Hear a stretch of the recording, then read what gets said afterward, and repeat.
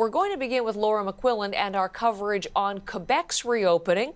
The Premier said, Laura, the plan for him was to find the right balance and to give oxygen, in François Legault's words, to certain regions. How is it all going to play out? Well, Heather, you foreshadowed it with people being able to get haircuts once again today. So salons are among the businesses reopening alongside stores, malls, museums, and also colleges and universities will be able to take students back on campus depending on the situation on their individual campuses.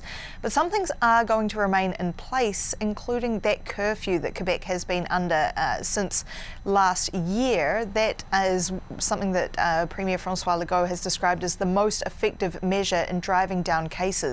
Quebec also keeping its ban on home visits, so you can't go to anyone's house still, and that requirement that people work from home where possible will also remain in place. Now, those measures are credited with getting Quebec's cases to where they are now. They were about 3,000 a month ago. Now they are hovering around 1,000 cases a day. Some areas in Quebec will be getting even more freedom from today. 6 rural areas, and some of them have no cases at all. They're all doing the best in the province. They'll get their curfew pushed back to 9:30 p.m. from 8 p.m. They'll be allowed to open restaurants, gyms, cinemas, some other indoor activities as well, but most of the population will be staying under restrictions. It'll be reassessed every 2 weeks, and medical experts will be watching closely to see what this might do to case numbers in Quebec.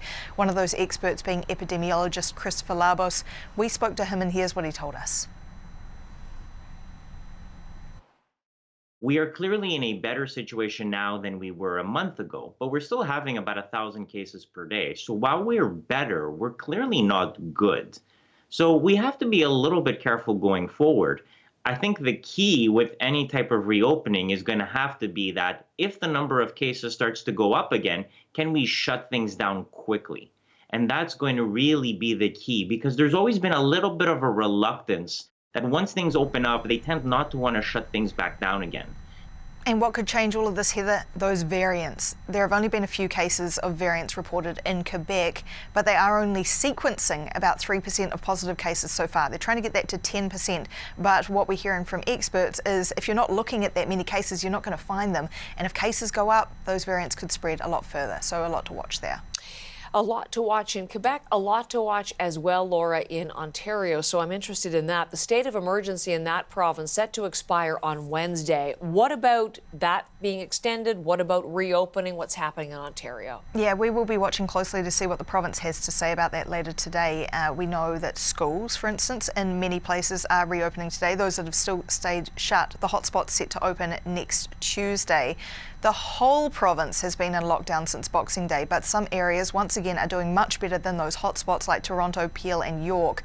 We did hear from Premier Doug Ford last Wednesday that an announcement could come as early as today. Here is what he said at that point. We'll have an announcement probably on Monday. So our goal is to open up the economy safely. I know a couple of hot zones might be a week later, but especially in the northern rural areas, we want to get the economy opening up, but safely. That's a number one priority.